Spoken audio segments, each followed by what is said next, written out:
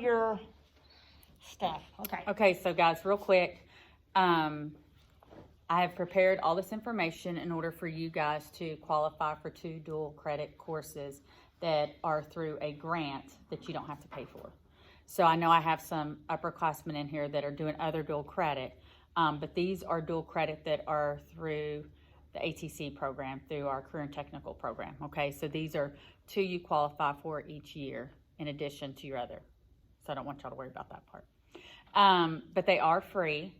A thing to keep in mind is, I think I have some sophomores in here, if I'm not mistaken. So you guys are getting college credit as a sophomore, and that's really, really good. The other thing to keep in mind is I was going through, we've done this different in the past, and now that I'm back to doing this position full time, I'll have more time to devote to it, and I want it to go as seamless as possible. But your GPA is very, very important. And I know that, like, last year as freshmen, Miss Audrey Price from Kia came around to your English room, and she talked to you about your grades and about your keys money and about private and public colleges. And she came around to the sophomores and she talked to them about the same thing, which I guess the freshmen, we don't have any freshmen, so we're good. And then she talks to juniors and she talks to seniors, and she shares all this information. So I know that you guys have been hearing forever that your GPA equals money. It didn't when I was in school, but it does for you. Your ACT equals money. That's what our Kentucky lottery goes towards. And I say all that to say that in order this year for you to get dual credit for this class you're going to sit in all year long, that will then go with you to college, and you won't have to retake this course, you'll be a step ahead of everybody. You have to have a 2.5 GPA, which is not a lot. It really isn't. But you do have to have that 2.5 GPA in order to get credit for this course. Now, as I was going through, and it really bothered me, not so much in health science, but in some of our other pathways, there's students that I have that don't qualify. They'll sit in the class all year long.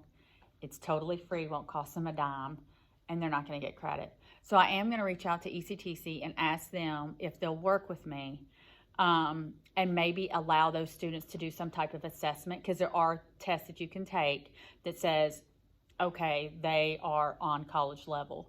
And maybe they'll allow us to go ahead and get those kids credit. So if you don't qualify, don't think I've given up on you. I'm going to figure out if there's another route we can take. But that may mean that you have to actually go to Elizabethtown, go on their campus and take an assessment. Okay. But I can tell you it would be worth it, because these classes, dual credit price is around $175, but in college we're looking at over $300. So I would really, really like for you guys to be able to do this, okay? The next thing is I'm going to hand out this information that'll be applying for admission and a letter. So in order for you to get dual credit, each person's going to have a packet. There's a letter on the front that explains this dual credit course to your parents. You can take that part off and keep it. The second sheet is a sheet that has the permission and what class you're going to take. And I'm going to walk you through that, but I'm going to go ahead and get this part done, because I don't want them to have to watch me walking you guys through that, because it can be redundant. And it's going to be this first packet here. Let me grab one.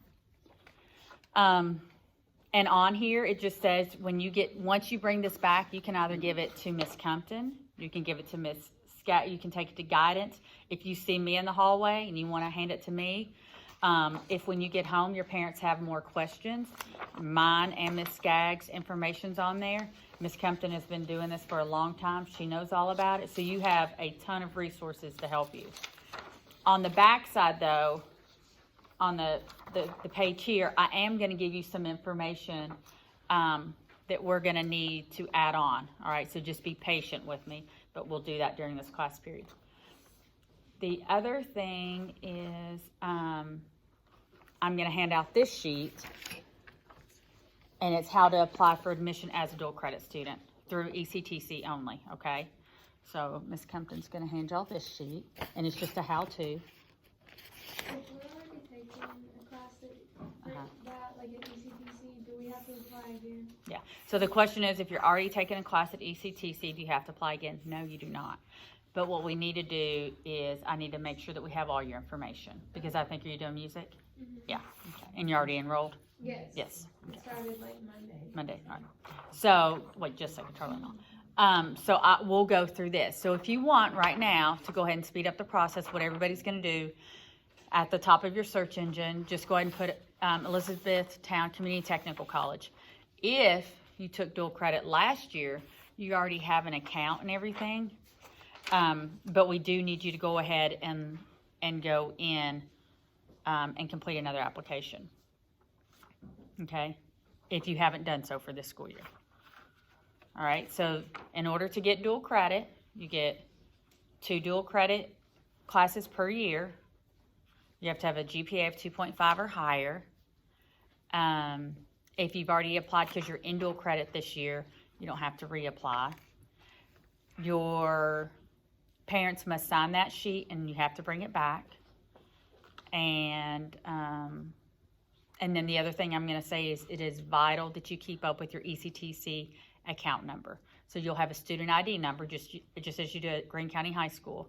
And I have students lose it all the time, and we have to go through this retrieval process, and it just takes time. So if everybody would write it down, you're going to actually get a screen. So what I would encourage y'all to do is like screenshot it or take a picture with your phone. But ultimately, yeah, because and you end up on the phone with them, and sometimes you get a really nice person, and sometimes, they just have had 50 people call for the same thing. So what you need to remember is Cameron's a sophomore, so she's created an ECTC account. If when she leaves high school, she goes to ECTC, everything that she's had, it's still the same. So that's why it's so important to keep it, because kids will graduate high school and they're like, oh, I don't remember my student ID, or I don't remember, and I'm like, it's the same one you had throughout high school, all right? So this is a great opportunity for you guys, and I'm gonna stop this because that's pretty much the gist. Okay. But if anybody has any questions, you can email either Ms. Skaggs or myself, and we will help you one-on-one, definitely. And I will upload these forms as well as this video, so you'll see the same forms that she's passed out to everybody.